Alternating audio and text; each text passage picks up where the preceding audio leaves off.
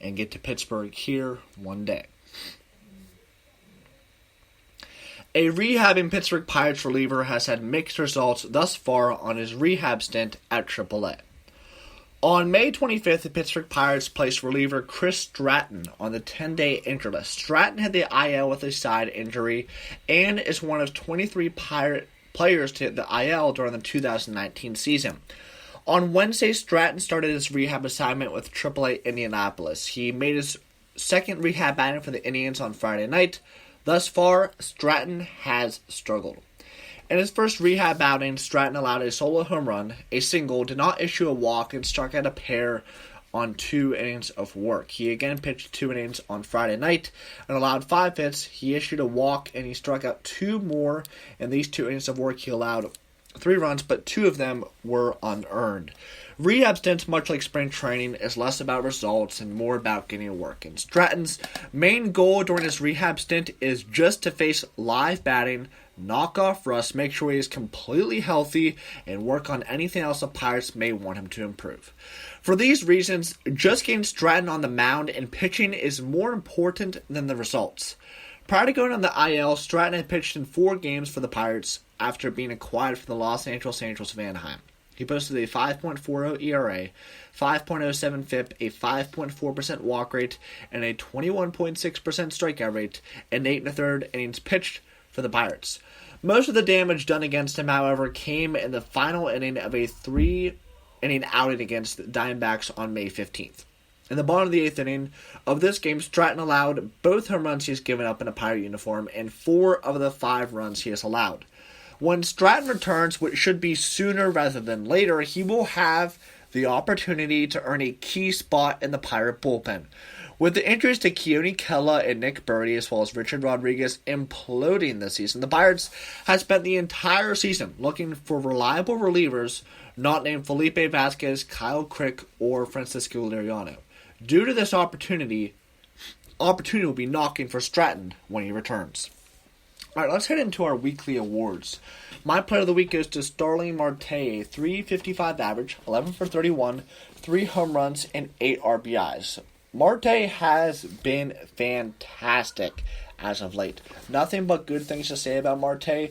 And over the course of his Pirates career, the Pirates go as Marte goes. Now, unfortunately, the pitching has just been so bad that Marte going can't even propel the offense to levels that are just out of this world, because the pitching has been out of this world in a bad sense.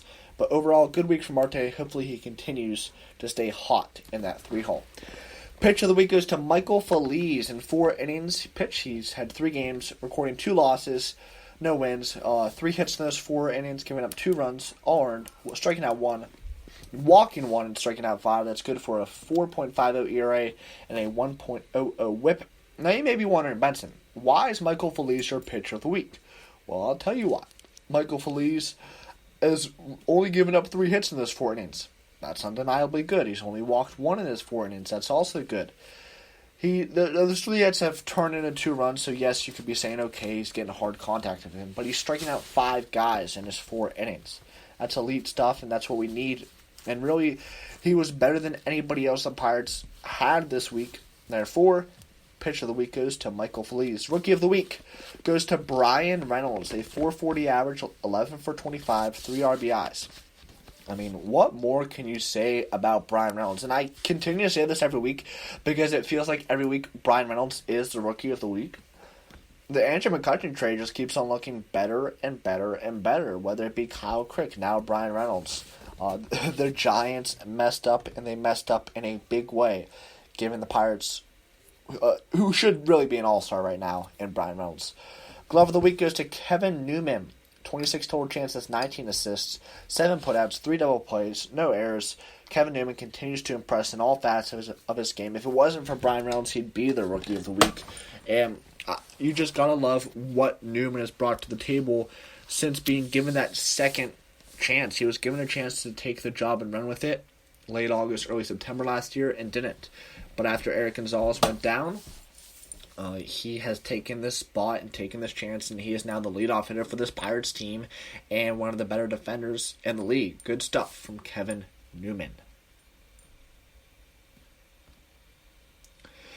After a dreadful start to their road trip, the Pittsburgh Pirates got back in the win column on Friday night. What is sure to be a riveting three-game series kicked off Friday night in Miami. Only the worst winning percentage in the National League, the Miami Marlins, welcomed the Pittsburgh Pirates, and the third worst winning percentage in the NL to town. To boot, the Pirates entered the game losers of 8 in a row and just a 6-18 record in their last 24 games. On Friday night, however, the Pirates finally got to have some fun. The Pirates picked up a much-needed victory by blowing out the Marlins with the 11-0 win. The Pirates are now 31-38 on the season. Entering the series, the Pirates, despite their losing ways, were one of the hottest offensive clubs in the NL. While the Marlins are last in all of Major League Baseball in runs scored, their pitching staff has been sneaky good this season. Speaking of pitching that has been sneaky good of late, lefty Steven Brault started for the Pirates on Friday. Entering the start, Brault owned a 2.55 ERA in his last 5 outings, which included 3 starts and covered 24 2/3 innings. His strong work would continue on Friday. With the game scoreless, Starling Marte singled to start the 4th inning and advanced to second base on a throwing error by Miami's starting pitcher, Trevor Richards.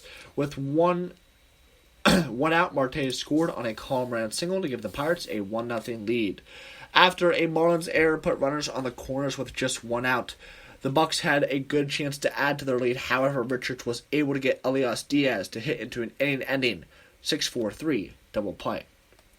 Brault would help his own cause with a 1-out double in the 5th inning. He then scored on a Kevin Newman double to make the score 2-0 Pirates, followed by a base hit by Brian Reynolds. Newman would score on Marte's sacrifice fly. Josh Bell tripled in Reynolds, and Moran singled in Bell. Just like that, it was 5-0 Pirates. Earlier this week, the Pirate offense handed Atlanta ace Mike Soroka his worst start of the season. They did the same to Richards, who entered the game with a strong 3.31 ERA on Friday. In 5 innings pitched, Richards allowed 5 runs on 11 hits, and he recorded just a single strikeout.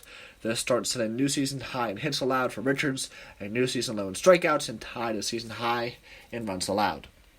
Last Sunday, Brault turned in arguably the best start of his MLB career, allowing just 2 runs in a career-high 6 1/3 innings pitched. He was even better on Friday night. Brault's fastball command was excellent throughout the start. The wildness that has plagued him throughout his MLB career was non-existent. This was the longest outing of his career, start or relief, without issuing a walk. In 6 scoreless innings of work, Brault allowed 8 hits and he struck out 6. During his strong 6-game stretch, he now owns a 2.05 ERA and 30 2/3 innings pitched. All of a sudden, Brault is looking like a key cog in the Pirates starting rotation. For the strides he has made, Brault deserves an insane amount of credit, as does pitching coach Ray Searage. At one point, Brault did not look like a MLB quality pitcher. All of a sudden, the tweaks they made to his delivery appear to be paying off, and Brault is pitching the best baseball of his career. The Pirate offense really blew the game wide open in the top of the 7th inning. Reynolds doubled to start the inning, and Bell was intentionally walked with 1 out. The intentional walk was followed by a 3-run home run from Moran. Moran's 10th home run of the season gave him 5 RBIs on the night and made the score 8-0 Pirates. With the Pirates leading by a touchdown and a 2-point conversion, Michael Feliz took over on the mound in the bottom of the 7th inning after retiring the Marlins in order, which included a pair of strikeouts. Adam Frazier tripled to lead off the top of the 8th inning. Jose Ozuna then blasted his second pinch-hit home run of the season, making the score 10-0 Pirates. After collecting his 4th base hit of the game, Reynolds would score on a Bell sacrifice fly to make it 11-0 Good Guys. At the bottom of the 8th inning, Clay Holmes took over on the mound for the Pirates. Holmes worked around a leadoff to post a 0. Richard Rodriguez then finished the game off by pitching a scoreless 9th inning. Friday night's victory was a much-needed one for the Pittsburgh Pirates. The team had fallen to a season worst 8 games under 500 on the season, but have an opportunity to make up ground. The Marlins, as well as their next 2 opponents, the Detroit Tigers and the San Diego Padres, are sub-500 teams. This gives the Pirates an opportunity to start working their way back toward 500 with a good 9-game stretch. In addition to Brault, another big positive on Friday night was the Pirate bullpen. For much of the season, the Pirate bullpen has been a mess. However, after pitching 3 scoreless innings, the pen has now allowed just 2 runs in their last 18 innings of work. Hopefully, this is a sign of the bullpen turning a corner. Game 2 of this 3-game series is scheduled for 6:10 on Saturday evening this evening. Darya Agras, a 3.10 ERA, 3.73 FIP at AAA, will make his MLB debut for the Pirates. Lefty Pablo Lopez, a 4.26 ERA, 3.61 FIP, who's off to a strong start this season, will toe the rubber for Miami. The Pittsburgh Pirates are apparently calling up, and they will be calling up another pitching prospect to help fill out the rotation. The new call-up will start on Saturday against the Miami Marlins. Over the years, if one looked at the Pittsburgh Pirates' top 30 prospects, at the bottom of the list, a pitcher by the name of Darya Agras would be there. Agras has long been one of the team's top 30 prospects, but has never really gotten inside the top 20 prospects. Still, he obviously has a pretty solid minor league career and is on the brink of making his major league debut. The Pirates are calling up Darya Agras to start this Saturday, if you're listening live, in just under an hour. Very excited to see Darya Agras make his major league debut tonight. Very, very, very excited to see that, and you just cannot express the amount of excitement that I have, and hopefully we will get it going tonight and get on a win streak. That has been this episode of Bucko Booth. Thank you all for tuning in. We will see you on Saturday for another episode. We'll probably be at noon. Sorry for the time switch this week. Just a lot of things going on for me this morning. But hopefully Dario can make it a successful Dario Day, and the Pirates can get themselves out of last place and see what happens. Again, I don't think this series can be the year of the Bucko, but you never know. It's baseball. Crazier things have happened. See you same time. Well, not same time. Noon, Saturday, Bucko Booth. Have a safe week.